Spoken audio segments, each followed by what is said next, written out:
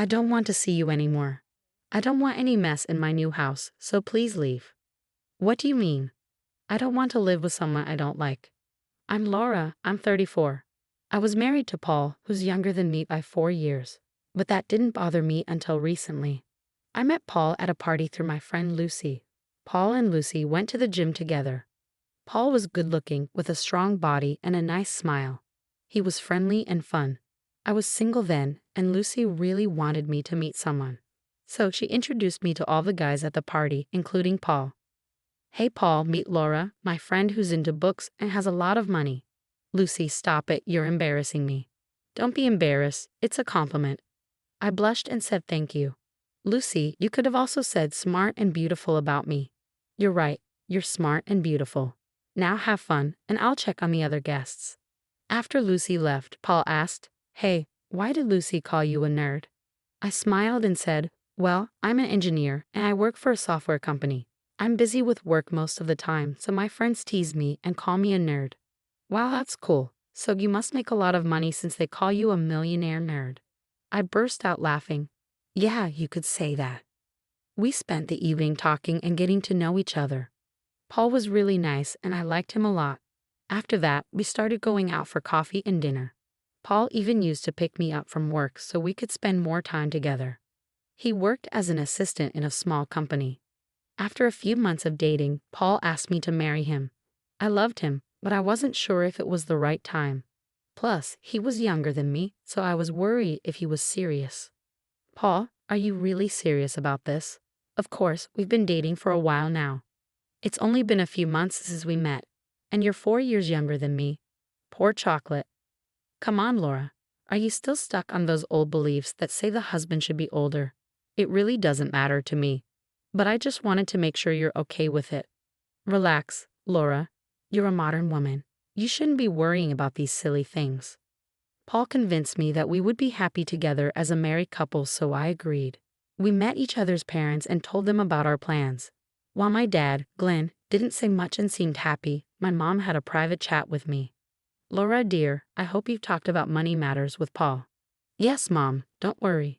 I'm just worried that your success in your career might cause issues between you and Paul. Men can be sensitive about these things. No, Mom, Paul is really understanding. He doesn't have any ego about it. He's even agreed to help with household chores since I'm busy with work. That's good to hear. Take care, honey.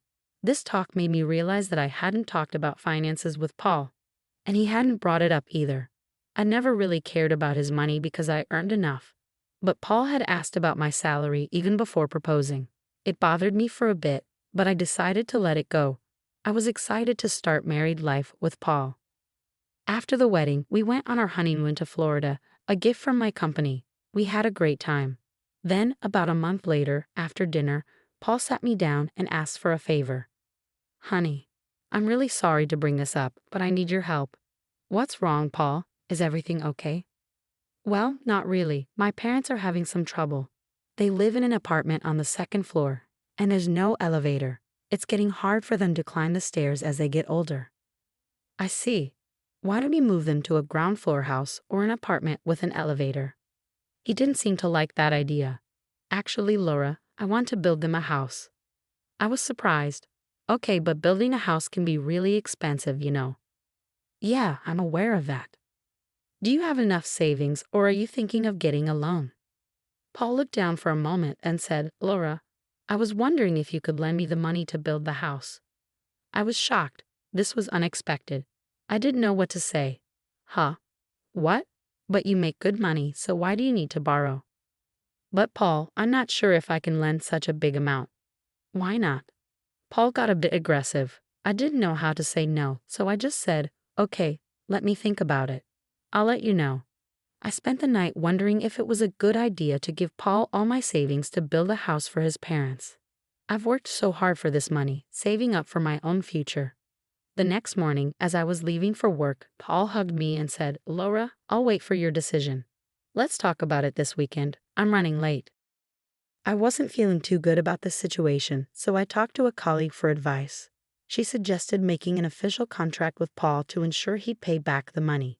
It sounded like a good plan to make sure everything was clear and Paul wouldn't back out later. When I got home, I told Paul I could lend him the money, but he'd have to pay me back in 3 years. Surprisingly, Paul agreed.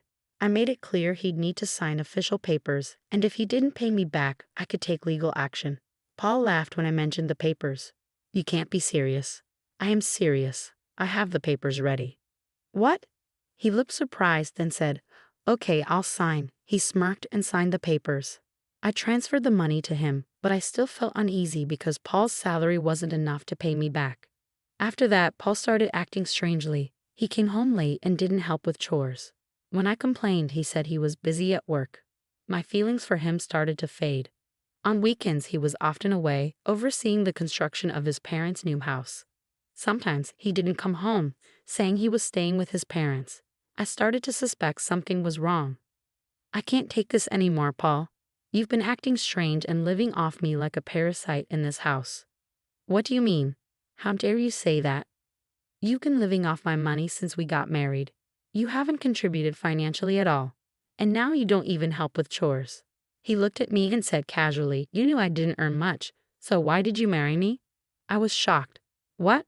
I'm not in the mood to argue with you. I'm looking forward to the housewarming party your mom's organizing at our new house tomorrow, he said, mocking me.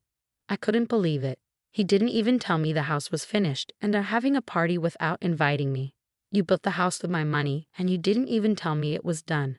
And now your mom's throwing a party without inviting me? What the hell? I yelled. He shrugged. Oops, my bad.